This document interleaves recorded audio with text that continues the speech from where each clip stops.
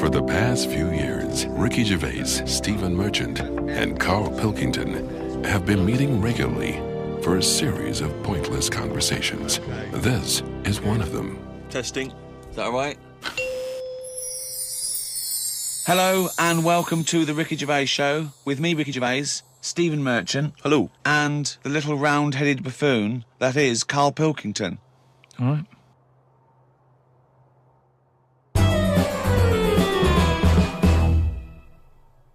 Rick, you'll be pleased to know we've already had some responses, and Simon and Mark have already emailed us in this link to something that was on the BBC News website. I don't know if you're familiar with this, but it's a remarkable story. Lion mutilates 42 midgets in Cambodian ring fight. That's just a headline. That's a hell of a headline. That makes me want to know more about the story. Well, that's what a headline... That's what a headline should do. Spectators cheered as entire Cambodian midget fighting league squared off against African lion. Tickets had been sold out 3 weeks before the much-anticipated fight. The fight was organised when an angry fan contested Yang Shamoni, president of the CMFL, claiming that one lion could defeat his entire league of 42 fighters. Well, the fight was ended, Rick, after only 12 minutes, after which 28 of the midget fighters were declared dead. Right. While the other 14 suffered severe injuries, including broken bones, lost limbs, and they were basically unable to fight But the anymore. lion wasn't hurt? It would have seemed that the lion was okay. Oh, good. Well, that's amazing. Carl, what are your thoughts instantly? I mean, you're bound to have a take on that. See, what's annoying me is I've sent money to Cambodia because apparently they're hungry and haven't got any energy. So what's going on? Well, it's much easier to fill up a midget than it is a regular Cambodian. You know, they're I just happy feel on like a Mars bar. I'm being cheated a bit. You were conned before with a charity, weren't you? Well, a few times, yeah. What about the old lady? What was that? I got stopped, and it's like they sort of drag you in by saying, "Have you got a gran?" And I said, "No, they died," and that. It's like, "Oh, did they die of the cold?" No, she's, ill, what have you, just old age. He said, "Well, what happens with a lot of people's grans is they die in the cold, right?" So I was like, "Oh, that's bad, isn't it?" Anyway, so she's chatting, and she's showing me pictures of these old women who look cold, right? Saying, "Look at her, that's Edna. She's got no family, she can't pay the bills and all that." Yeah. So I'm like, "Oh, yeah." Anyway, it goes on for about 15 minutes, and you feel bad. You give them your bank details, right? And what happens is, every couple of months, you get a letter from Edna. Well, it's not from her, it's typed up and what have you. But there's a picture of Edna, right? And it's saying, "Oh, this December, Edna's going to be extra cold. It's cold outside, she can't afford to pay the heat and what have you." Yeah. Keep going, right? So you keep paying every month like £5, whatever. Get another letter a few months later, right? Edna's sat there. She's got a tan. What do you mean she's got a tan? Well, when they said, she's cold, I thought they meant for the heating, not to send her on holiday for a month. She sat there with a tan. I'm not joking.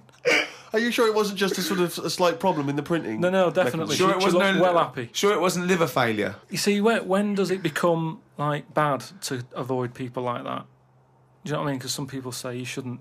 They're people like us who've just had a bit of bad luck. Well, of course they are. Yeah, I know, but I remember one on our estate, right? And she was a bit. What's the word that you can use? Because I don't want to offend anyone. But I'd say but sort of mental homeless. Is that a term? That's the official term. I think that is the new official term. It's mental homeless-itis. Right. So she lived on the estate and what have you, and she aged. How was she homeless if she lived on the estate? Well, she sort of decided to stay around there because I think people on the estate spoke to her more than people who had money. So this mental homeless woman on the estate, and what she used to do, right? She acted quite normal, and she used to always push like a pram around with her, right? Everyone was like, "She can't have a kid, can she?" Right? And she was dead happy every day. She was up and down, walking up and down the road. Anyway, one day she sort of walked past, right? Turned round and looked in the pram. There's a bucket with a face on it.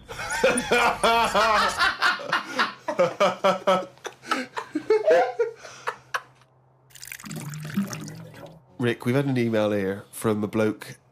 I think you're going to respect him, because I think you can tell straight away from his name that he's the kind of guy you'd want to hang out with. Go on. I know how much you love fun people. Yeah. Well, Paul, and he's calling himself this, Paul the Party Animal Parker, he's emailed in. He's given himself that moniker. Right, I assume they're in sort of like quote marks, They're are in, they? in speech marks, yeah. Brilliant. Party animal Parker. And he's calling himself that. Yeah. That I can't wait. So when you picture him, what are you thinking? Millhouse. Right, okay. I think he looks like Millhouse from The Simpsons. Yeah. He's working in sort of an IT department, maybe? Yeah, for a large possibly. organisation? Oh, I think he might still be at school. Okay, right, yeah. Yeah, I think. And this is the vital question. Do you believe him to be a party animal? I believe him to be a party animal is as much as a man with a long scarf that his mum knitted him to look like Doctor Who can be a party animal, yes. Do you think that when people are organising parties at his school, they're thinking the first person they got to get on the list and make sure he's guaranteed as You've a got guest to take Paul the is party Paul animal. Parker. Because I bet he's got millions of affectations. I bet he wants to be known as the one that carries around a biscuit tin. Yeah. You know, he's got the scarf. He's the guy who only ever wears bowling shoes. It's his thing. It's his thing. He's a little bit kooky, it's his thing. And it is fairly interesting what he sent in. He's found this on the web. A Serbian man who has invented a sex machine for women.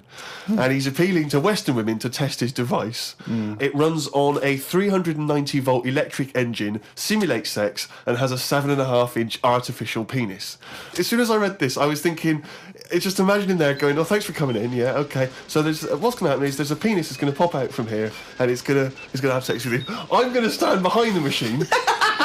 I've got to stand behind here. There's a lot of dials and stuff. I don't want to bore you with. Well, why do you have to stand behind it? Just I can't. It's technical stuff, but I got to be behind the machine. But there's no penis on the robot at the moment. It's just a hole. No, don't worry. What'll happen is I'll switch the machine on. I'll go behind, and then a penis will appear. Will it be like a metal-looking penis? It will be a robotic penis, but it will seem like it's a regular fleshy human penis. So you've made this sort of like robotic penis look really realistic. It's really realistic. You will not be able to tell the difference between, say, the robot one and mine, for instance. Okay, well, I don't want to see yours. No, there's absolutely not. Because I've not come around here to have sex with a person. I know, you've come around to test the machine. Yeah, and that is exactly what you're going to get. Okay, a piece of mechanical action.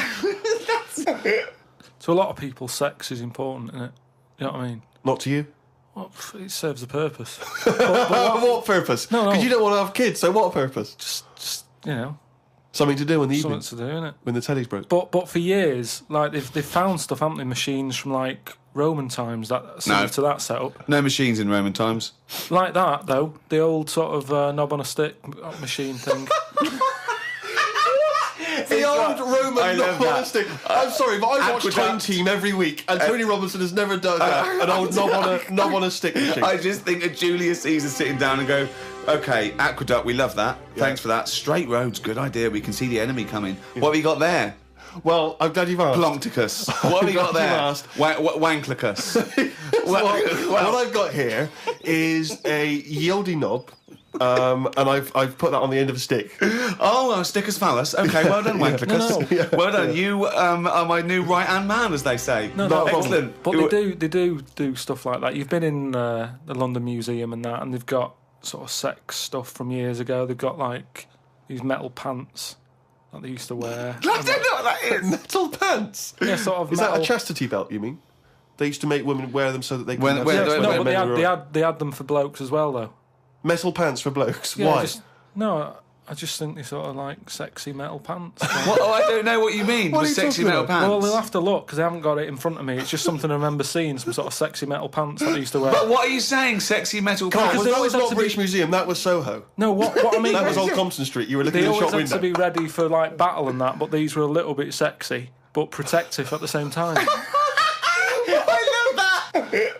So, Lancelot, are you ready to face the Black Knight? Yeah. What do you think of these? Huh? I just want to look good on the battlefield. Will there be women watching, cheering us on? Well, you're not going to fight like that, are you? What about your chest? I'm going to wear nothing except these sexy metal pants. But what about your chest is exposed? no, You- well, it's a good chest. I've been working out. Yeah, I know. But what I mean is, you want metal all I've over. actually been lifting up the round table every week. I just work out, do that about 4 times a day. But that machine, right? Why did it have to be a woman, or could they have got a little gay fella in? I Let don't me know. just check. It doesn't actually specify the small print here. I love that. Why do you want to see a little gay fella be? I don't know. I don't want to see it. I'm just saying they're sort of more. Carl? Why do you want? don't wanna see it. Why do you want to Don't wanna watch a see it. gay man get buggered by a robot? I wasn't the one typing in gay machines on the internet, finding stuff out about them. It's not a Steve gay was. machine. You just made it into a game machine. Yeah, he wanted to pleasure women with this machine. You're saying, can I see a little gay fellow get a robotic cock up his arse? You're the one requesting that, Carl I don't want Pilkington. that. I'm just saying that. You're the one that wants to see gay men with metal stuff up their anus. No, what I'm saying is they're more up for a bit more experimentation than... What are you saying? Why is that the case? Why? Why'd you say that? No, they're just, butt plugs and that. I mean, what I'm saying is... What, you can't just say butt plugs and that. I'm just saying that I reckon they'd be up for it. What do you know I'm about saying. butt plugs? I don't know anything about them. I just remember seeing an advert for some once in a sex shop. What are you doing? No, I wasn't. I was just walking past. I was walking past the sex shop and that. And Your eyes sort of looking. Why were you walking past a sex shop? Just because I was on the way to work and that, and I passed one, and there was a little sort of... One, it was open early, which I never understood, right? It was about 8 o'clock in the morning, right? Who's rushing out for butt plugs that early in the morning? Who needs them now, right? Yeah. But I must get a bagel and some poppers on the way to work. But I walked past it, and it had like a little post-it note or postcard type thing, and it was like, pop in now, buy an item, chuck in some free butt plugs. And I didn't know what they for. I'd never heard of them before. But all I'm saying is I've since found out what they do with them. What and do if they they do that with them, then give them a go on that.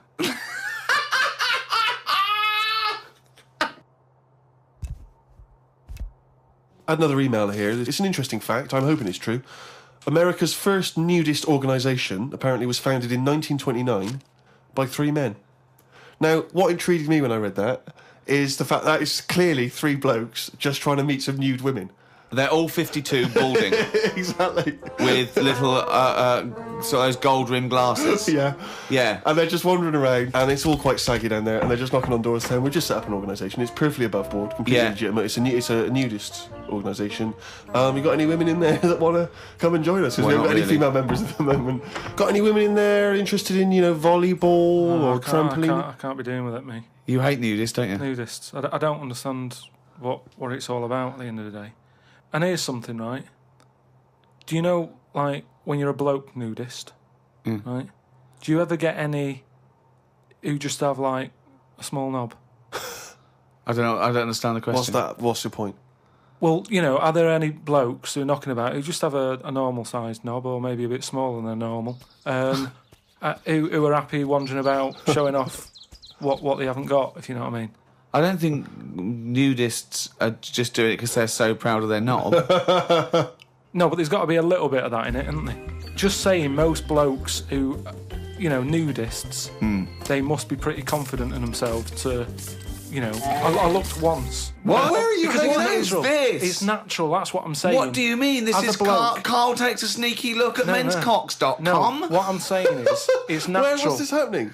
You were in a gym? No. A lot of guys are getting changed, and you were just checking out their you're at your bedroom window with a pair of binoculars, and there was a little fella across the road getting changed. I was at some night out once. Go on. So you were at heaven, and you were in the toilet. It was some night out, and some people come running on the stage, right? Some music started coming on, and these 4 people ran out. It was 2 women. So you were at a gay strip club? It wasn't gay in that. It was just a normal night out. Well, some sort of party night out. Right. These people come running on, right? You got 2 women, you got 2 blokes. Right. They whip their knickers off, the fellas whip their undies off. At the same time? Yeah, all at the same time. Was it like a choreographed thing? So that happened, and all I'm saying is, right, before I had a look at the woman's bits, right, I just had a little cheeky glance at the fellas. Why? Just checking it out, just seeing is everything normal down there. Why weren't your eyes drawn instantly to the ladies' bits? No, don't believe me, I had a look at that. All I'm saying. But you went to the guys first. I didn't know how long pants were going to be left off for.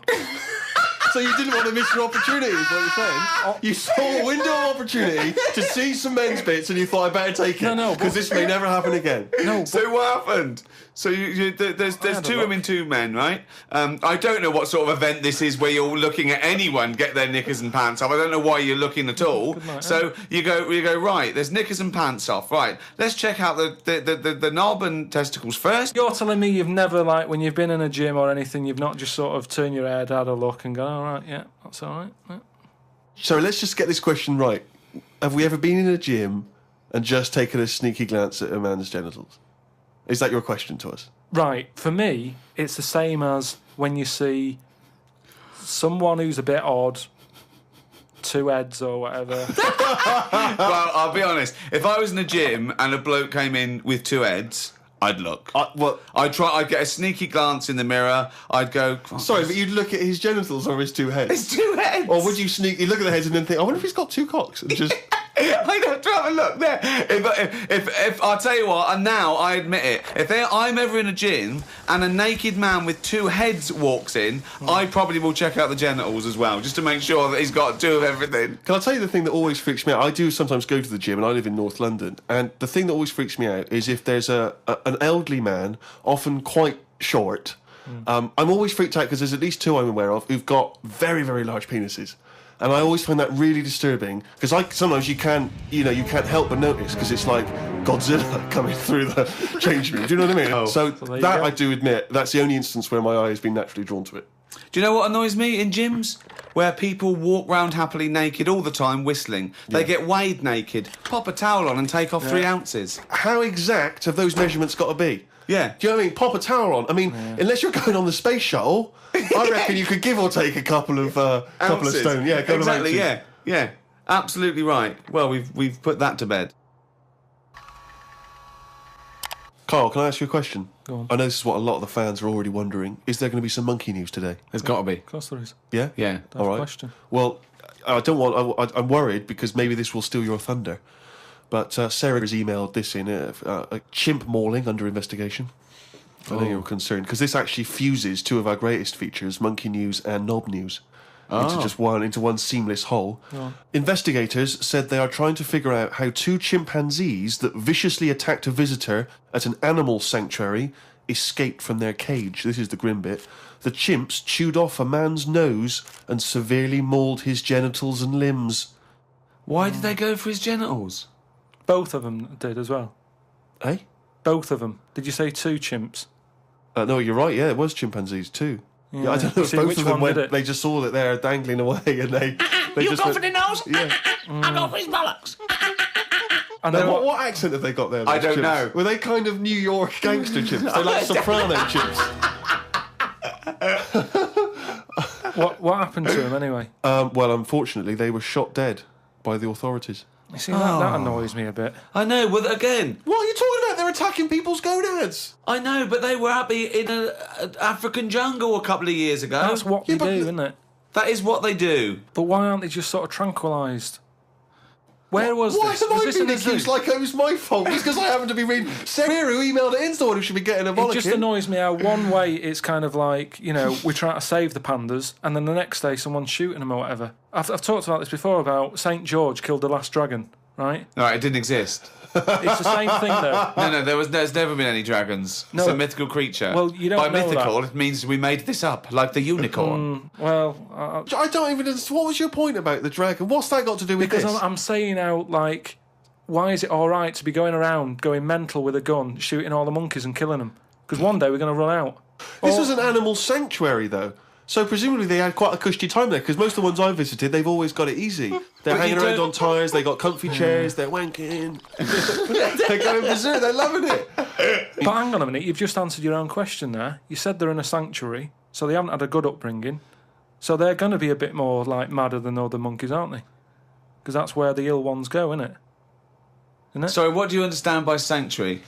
Well, I've been to one for seals. It's not like a borstal. Yeah, exactly. He thinks it's a borstal. It's like scum. Like they did some bad stuff in the jungle, and they had a little monkey court, and they went, send him to borstal. Well, what is it then? No, it's a monkey sanctuary where it like a haven. Well, it's not a haven, is it? They've got a bullet in the head.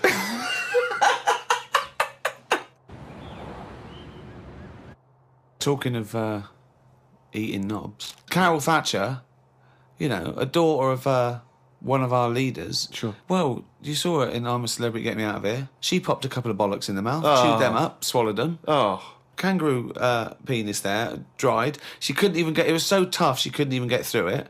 And then she... eventually she eats it. What was it, like a pepperoni? Yeah. And she took... What do you think of that, Carl? What, eating that sort of stuff? Yeah. I watch it. I like those little trial bits, right? Yeah.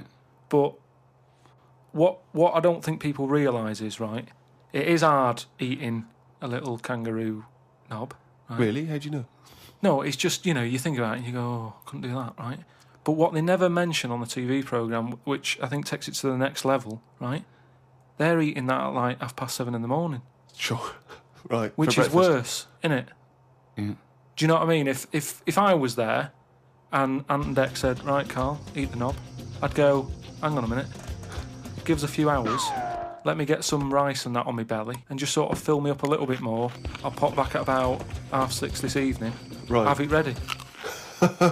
And I'd be happier then. It's just that thing of, you don't want to eat animal genitals on an empty stomach. So what are you saying? You could I'm saying I could eat a knob at night, but just cut that there. We'll loop that. If any DJs are listening, just take that quote. I could eat a knob at night by Carl Pilkington. Maybe do a dance remix. Yeah, I think maybe you're sort of a house producer, and you could maybe get some kind of high energy beat going, and then we could send that out to some of the gay clubs. I'm sure it'd be really popular. Please, anyone send us, that looped with a nice little, funky house beat. Carl Pilkington saying I could eat a knob at night. Rick, it's that time again. It's what everyone's waiting for. Can you do the jingle for us? Oh, chimpanzee, that monkey news. Right, this week the monkey news is about, we all know, there's monkeys knocking about that aren't happy in this country. Sure. It is a big problem, it's an epidemic. So they've set up this place. Okay. Where they all go. The ones that aren't happy in a zoo and what have you, it's getting them down. They can phone a number and they'll come and pick them up. Pop them in this house place, right? And basically, they can run riot in there. Yeah. They get freedom to sort of cheer themselves up. There's 3 people running this place, right? So these monkeys, big house and that. PlayStation, anything they want. Gym, all that lot. Swimming. Gym. One of them wanted to mess about with the woman's breasts. Right? Which woman's breasts? The woman who works there. Right. Right? And she was like, right, pack it in, we've all had a bit of fun. You've been in the gym and everything. She obviously, got a bit excited and that. He was fired up and that, ready for some more action and that. He's trying to have a go on this woman's breast, right? She was like, have a go. She was like, no, you're not doing that. Pack it in and all that. The boss who's running the place was like, come on, let him have a go. No. Right, you're talking shit. So anyway, right, so he's there and he's... So the boss says, yeah, you can have a group. The boss is saying, let him have a go. Come on, Rita, if Monkey wants to play with nipples, let him. So she's like, I'm not happy with this, and he's going, come on, you know the rules here, we've got to cheer these monkeys up.